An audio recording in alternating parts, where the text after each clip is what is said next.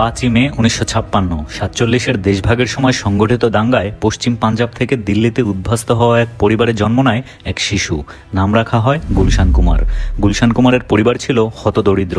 দিল্লির ফুটপাতে চাদর বিছিয়ে ফল বিক্রি করতেন তার বাবা। সে আয় দিয়েই টানাপড়ার মধ্যে চলত তাদের সংসার। ক্ষুধা আর দারিদ্র্যের মধ্যে বড় হতে লাগলো ছোট্ট গুলশান।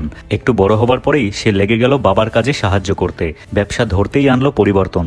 আস্ত ফল থেকে গুলশান দিলেন ফলের জুসের দোকান। এভাবেই চলছিল গুলশানের জীবন। কিন্তু এভাবে আর কতদিন? ভাগ্যের চাকা ঘোরাতে মরিয়া গুলশান সুযোগ খুঁজতে থাকে। এক সময় চমৎকার এক ব্যবসার ধারণা জন্ম দেয় তার মাথায়। মিউজিক সেক্টরে একটু ঢু মেরে আসলে কেমন হয়, দেখা যাক না ভাগ্যের লেখা বদলায় কিনা।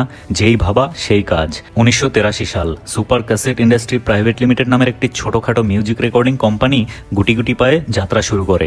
আর তার পথ প্রদর্শক আর কেউ না, গুলশান কুমার। তখন কে জানতো ফলের জুস বিক্রেতার হাতে গড়া নামমাত্র রেকর্ডিং কোম্পানি একসময় বলিউড রাজ করবে, হয়ে উঠবে ভারতের ইতিহাসের সবচেয়ে বড় রেকর্ড লেভেল টি সিরিজ। 70-এর দশক পর্যন্ত ভারতের মিউজিক ছিল বড়লোকদের শখের জিনিস। একমাত্র বিত্তবানদের ঘরেই গ্রামোফোনের দেখা মিলত, আর তার দাম ছিল সাধারণের নাগালের বাইরে। ফলে তখন মিউজিক ইন্ডাস্ট্রি বলতে উল্লেখযোগ্য কিছুই ছিল না ভারতে। গ্রাহকই ছিল না, ইন্ডাস্ট্রি আসবে কিভাবে? তবে 1978 সাল থেকে মিউজিক সেক্টরের পালে হাওয়া বইতে শুরু করে।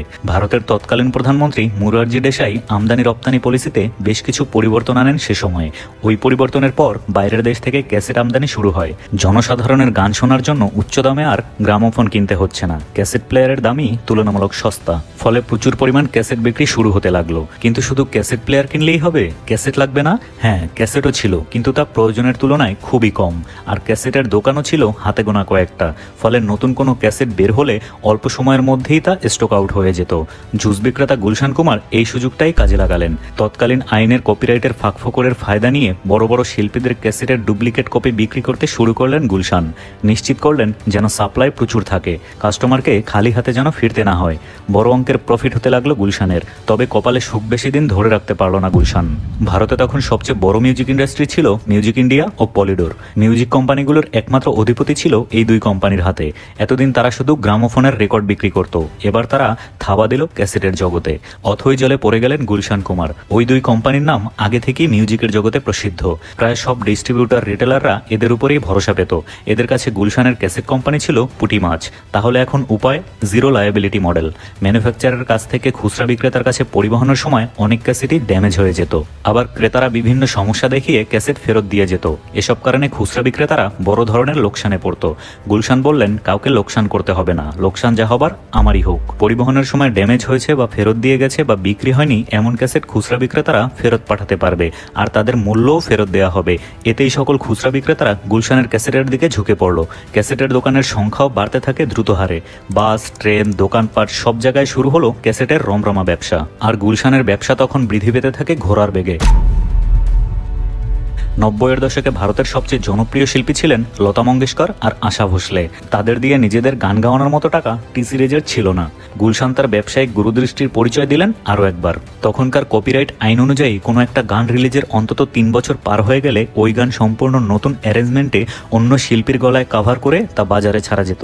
এই কাজই শুরু করলো টি সিরিজ। বিখ্যাত সব শিল্পীদের জনপ্রিয় গানগুলো সম্পূর্ণ নতুন আঙ্গিতে সাজিয়ে অখ্যাত কিন্তু প্রতিভাবান শিল্পীদের দিয়ে গাওয়াতে লাগলো তারা। বড় বড় শিল্পীদের ক্যাসেটের তুলনায় এসব ক্যাসেট ছিল সস্তা, আর তাই ব্যাপক সাড়াও পাওয়া গেল শ্রোতা মহলে। তবে কপিরাইটের ফাঁকফোকর দিয়ে আর কতদিন? নতুন উপায় তো বের করতেই হবে। এবার টি সিরিজ নজর দিল ভক্তিমূলক সঙ্গীতে। শ্যামা সঙ্গীত বা ভজন তো ভারতীয় ধর্মচারের এক অবিচ্ছেদ্য অংশ। তখন পর্যন্ত মিউজিক ইন্ডাস্ট্রিতে এই ধরনের সঙ্গীত তেমন ছিল না বললেই চলে। টি সিরিজ বিভিন্ন গুরুত্বপূর্ণ ধর্মীয় অনুষ্ঠানের ভিডিও শুট করে তার সাথে ভক্তিমূলক গান যোগ করে মিউজিক ভিডিও বানিয়ে বিক্রি করতে শুরু করলো। ধর্মপ্রাণ ভারতীয়দের কাছে বেশ জনপ্রিয়তা পায় এসব। আর টি সিরিজ নিয়মিত ফুলে ফেপে উঠতে থাকে। 1997 সালে মাত্র 41 বছর বয়সে বন্দুকধারীদের গুলিতে নিহত হন টি সিরিজের কর্ণধার গুলশান কুমার।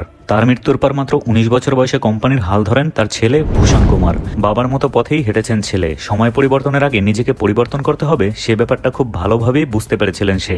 যুগের সাথে অডিয়েন্সের চাহিদা বদলায়, রুচি বদলায়। ক্যাসেটের যুগও শেষ হয়ে আসে। শুরু হতে থাকে ওয়াকম্যান সহ অন্যান্য মিউজিক প্লেয়ার। হাত পা গুটিয়ে বসে থাকলেন না ভূষণ কুমারও। বাবার রেখে যাও ক্যাসেট কোম্পানিকে রীতিমতো এক মিউজিক প্রোডাকশন প্রোডাকশন হাউজের রূপান্তর করে ফেললেন তিনি। সেই থেকে টি সিরিজকে আর পিছনে ফিরে তাকাতে হয়নি। প্রতি মাসে প্রায় $50 মিলিয়ন ইনকাম তাদের, যা তাদের প্রতিদ্বন্দ্বী সারেগামার দ্বিগুণ। বিশ্বের সবচেয়ে বড় ইউটিউব চ্যানেল তাদেরই। শুধুমাত্র ইউটিউব থেকেই প্রতি বছর কয়েকশো কোটি রুপি আয় করছে তারা। একটু খেয়াল করলে দেখবেন ভারতে যত গান হিট হয় বেশিরভাগেরই মিউজিক রাইটস টি সিরিজ। প্রশ্ন হলো টি সিরিজ একের পর এক হিট সং নিয়ে আসে কিভাবে? যে কোনো গান প্রোডাকশনের আগে তারা কয়েকটা দিক ফোকাসে রাখে। প্রথমটা হলো এখন কোন ধরনের গান মানুষ বেশি শুনছে। এসব কাজের জন্য তাদের রিসার্চ টিম রয়েছে, যাদের কাজ হলো মানুষ কোন ধরনের টিউন বেশি পছন্দ করছে বা কোন ধরনের লিরিক্স মানুষ বারবার শুনছে তার রিসার্চ করে বের করা। এরপর দেখা হয় যে গান প্রডিউস করা হবে তা গুনগুন করে গাওয়া যাবে কিনা, কারণ মানুষ একটা গান যত তাড়াতাড়ি গুনগুন করতে পেরে যাবে সে গানের জনপ্রিয়তা ততই বাড়বে। আর একটা বড় দিক হলো গানের মেলোডি। তারা চেষ্টা করে যেন তাদের গানগুলো মেলোডিয়াস হয়, শ্রুতিমধুর হয়। সেই সাথে তারা তাদের গানগুলো এমনভাবে বানায় যেন তাতে হাল আমলের ফ্লেভার থাকে, সেই সাথে যেন ক্লাসিক মিউজিকেরও একটা রেশ থাকে। এর ফলে দিন শেষে ছোট বড় সবাই ওই গানকে সহজেই পছন্দ করে ফেলে। এভাবেই ভারতের মিউজিক ইন্ডাস্ট্রির বিশাল সমুদ্রের বুক চিরে এগিয়ে চলেছে টি সিরিজের সফলতার সাম্পান। খুব বড় ধরনের অঘটন না ঘটলে এ পালের হাওয়া যে খুব তাড়াতাড়ি পড়ে যাচ্ছে না তা চোখ বন্ধ করেই বলে দেয়া যায়।